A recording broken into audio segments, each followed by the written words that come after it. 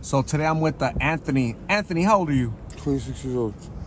You're 26, and how long have you been out here in the streets of Phoenix? I've been on the streets of Phoenix already going on 6 months already. 6 months. Are you battling any addictions? Yes, sir. Opiates and meth. The opiate, is it the counterfeit fentanyl pills, blues? Yes, sir.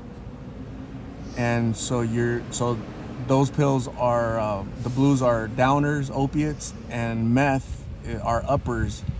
So what is that like to do both? Honestly, it's a real tough challenge, because throughout the day I feel tired, and at night I'm up, and during the day when I'm tired, I lose all my property, as in my belongings, as in clothes, food, money, shoes, all my belongings I lose during the day because I tend to nod off. And at night I'm up moving around, doing my own, trying to make money, trying to eat, but I gotta get my high yields too.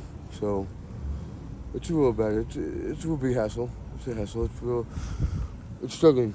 It's really hard to because I do have a family. I do got 6 kids at home, and kind of just been choosing to run the streets instead of being at home, I guess. You have 6 kids? Yes, sir. How old are they? All my kids are 1 year apart. They're 1, 2, 3, 4, 5, and 6.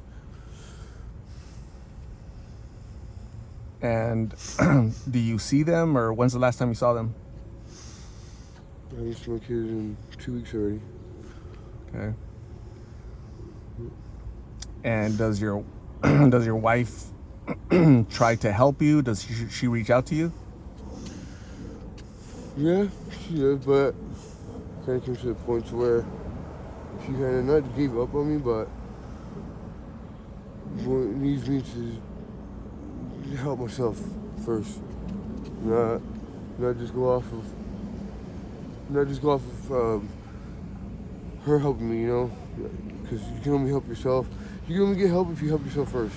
This is the only way you're gonna get help. This is the only way you're gonna get off the streets. This is the only way anybody's gonna believe that you want to get clean. Not just by your wife just telling you, hey, I want you to get clean, because you're not gonna get clean.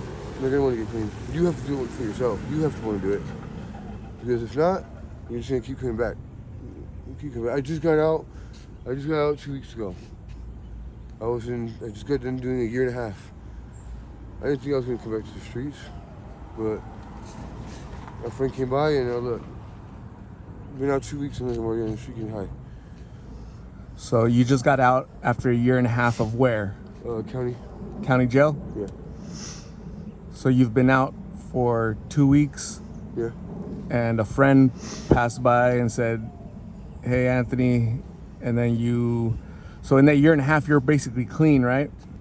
Yeah, basically, yes. And 2 weeks out here on the, out of jail, boom, you fall back to the streets again? Yeah. All because me and my wife, we didn't agree on something.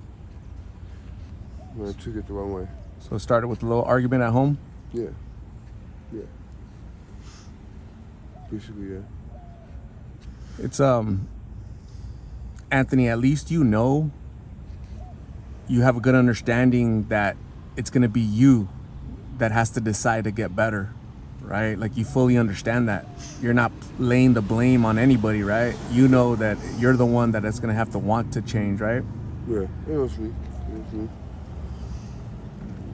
And what has to happen, Anthony? Like, what do you do? Or I went to the downfall party too. When I first got out, I wasn't getting high. And my wife would sit there, and I would come home after work. Right away, the second day I got out, I got a job at the Frito-Lay factory. And I was worn out, I was tired, I barely started the first job. It's been a year and a half since I've worked. And I would come home and she would sit there and say that I'm high and I'm out smoking drugs. And I wasn't, I'm not. I wasn't. And I just got tired of hearing it every day, to the point where I just was like, you know what, she's gonna accuse me, why not go get high, She's accusing me, so why not? So I kind of tried to prove a point, across to her, but then it kind of just backfired on me a little bit. Yeah, it definitely Because now I'm backfired. out here on my own. Well, she's with the kids. My son's birthday was 2 days ago. I took him gifts. I brought him gifts and everything, but I went past the house today and everything was still sitting in the truck.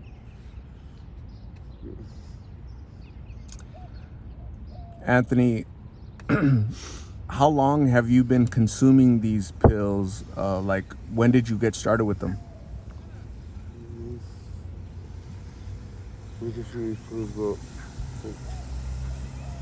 about 4 years already. 4 years. 4 years? Yeah. This was when they first came out. About 4 or 5 years when they first started coming to the streets. Okay. And what advice would you give to young people? There's a lot of young people out here. What's the youngest person you've ever seen out here, Anthony? 13 years old. 13? Mm-hmm. Yeah, And he didn't last a week. He OD'd at the bus stop up the street from here. did he live or he passed away? Overdosed. He passed away there at the bus stop. They tried to rob him for 2 blues. And they took his life in the struggle. Pretty sad, right? It's heartbreaking. It's heartbreaking, absolutely. The way I see it is, what if that was my son? And the individual that passed away, I actually took care of him and would go and get him close in the donation bins, take him to the Goodwill, and the stores around here, and some of the food places. When I had money, I would take him to go eat, take him to go get clothes. And then I heard that. That's really, really sad. Why do you think the younger generation are attracted to these pills? They look down on us. That's the main part. They don't have, say things are not going good at home. Say they don't have a mother figure or a father figure or someone to, help them and, show them the do's and the don'ts to get a job, go to school.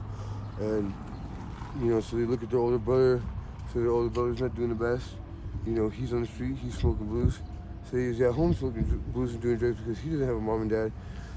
Say things are rough at home too and they're getting abused. What I would say is always talk to somebody, get counseling. Don't be afraid to talk to your friends, friends, close friends, your, let's say family members. If you have family members. Don't just hold everything in and think that you can do it on your own, because it's not. You can't. It's not easy. Nobody can do it on their own. Can't. It's not possible.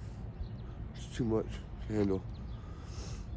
And That's really good advice. What about for parents? What should parents be on the lookout as far as change of behavior with their they have a rebellious 13-year-old, 14-year-old. What should they be on the lookout for? the kid always sneaking out, gone late nights, going in the daytime. Saying he's at one place and you check at that place and he's not there at that place. With his friends that he hangs out with. He's hanging out with older people that are older than what his age that he should be with, and that's a big problem. Him knowing about drugs, doing drugs. I would say recommend a drug test, especially in the area that we live in. My mom was drug testing me for a long time until she just gave up on me because they kept coming out dirty. So, there's always a way to get help. So your parents, so my mom and dad, they didn't care. So it's different, but parents who do care, they can go ahead and get their son into counseling or into a program and get them help, and before it does get serious and it does get worse. Because all it takes is one hit and one pill or one bad hit, and you could not come back from that. Again, that's really good advice from somebody that knows, that's living this lifestyle. And you keep mentioning in the advice you're giving, you mentioned for them to seek help, right? Because you can't do it alone. So when do you think you'll ask for help, Anthony? I actually been asking for help, but like I said, I have to want to do it on my own. And tomorrow I'm gonna turn myself into rehab. I tried to today, but they said I wasn't sick enough. So right now I'm sober. Well, trying to get sober, trying to get sick enough to go into rehab. So they see that I want to get clean, and hopefully it works out tomorrow.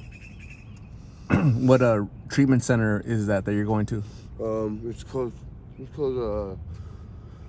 It's a sober living community housing. They house you for 30 to 60 days, all depending on how you complete the program and how you better yourself. If say you get there and you leave the first second day, then you're gonna expect to be there longer. But say if you stick with the program, do everything they say, you can start getting clean, having clean UAs, helping around the house, getting a job, getting other things going, then you can get out sooner. Okay. I'm gonna give you my number, Anthony, so you can call me if you need a ride to treatment, if you need somebody to talk to. I'll give you my number when we're done, okay? So best of luck in your sobriety journey. I hope that you do go into treatment center because your 6 children need you. They absolutely need a father in their life to guide them and teach them right from wrong so that they don't end up following your same footsteps, okay? So, Anthony, thank you very much for talking to me. I really appreciate it. You stay safe out here, and we'll talk soon, okay? Thank you. I appreciate you. Thank you so much for your time.